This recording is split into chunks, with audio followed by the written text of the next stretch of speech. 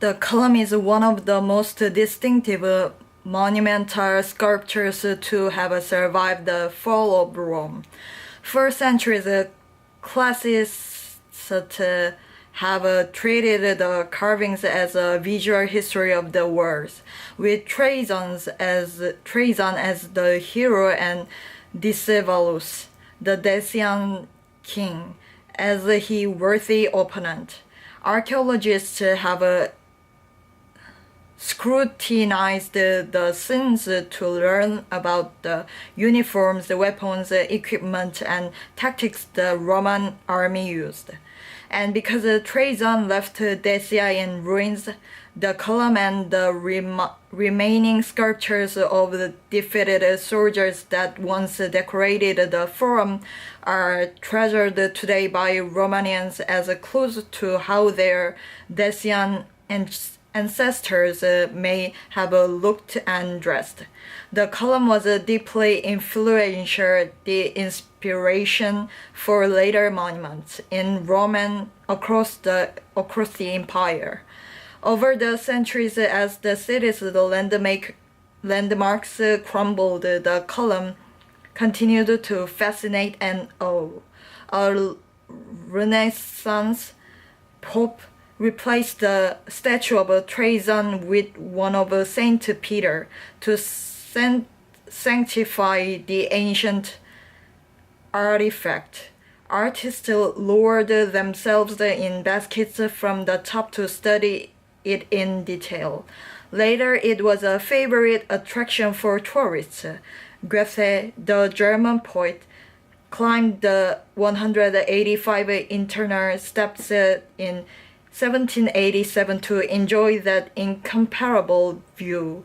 Plaster casts of the column were made starting in the 1500s, and they have preserved details that acid rain and pollution have worn away.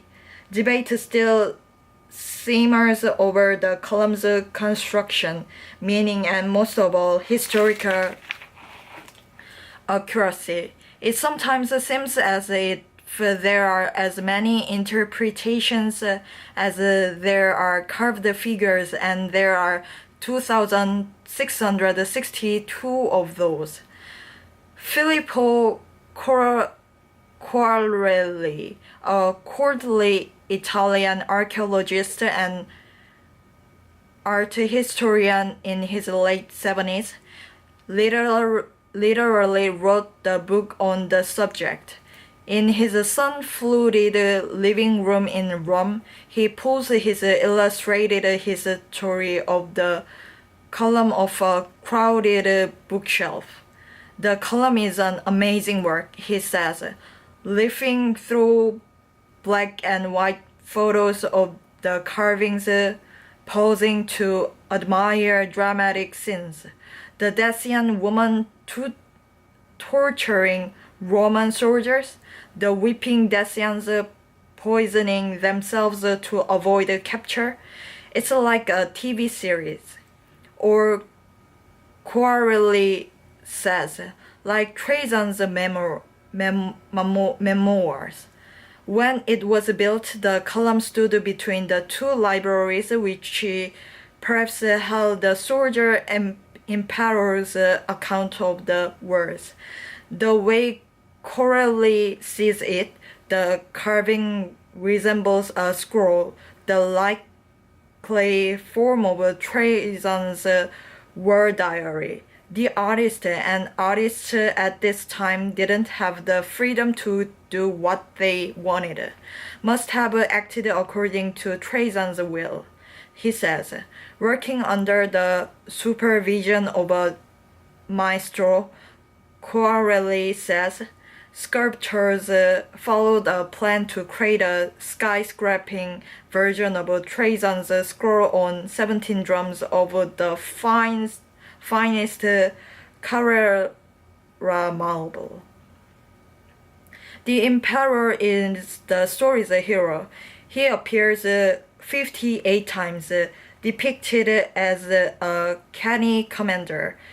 accomplished statesman and pious ruler. Here he is giving a speech to the troops. There he is thoughtfully conferring with his advisors.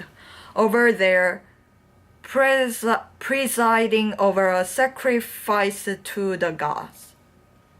Andrew Curry wrote about the Roman frontier in the September 2012 issue. Kenneth Garrett is a frequent contributor. Gold and silver plundered from Dacia built Trajan's forum and his column, changing the landscape of Rome. It's Trajan's attempt to be not only a man of the army, Quarelli says, but also a man of culture. Of course, Quarelli's speculating. Whatever from they took, Trajan's memoirs are long gone. In fact, clues gleaned from the column and excavations at Sarmizegetusa, the Dacian capital, suggest that the carvings say more about Roman preoccupations than about history.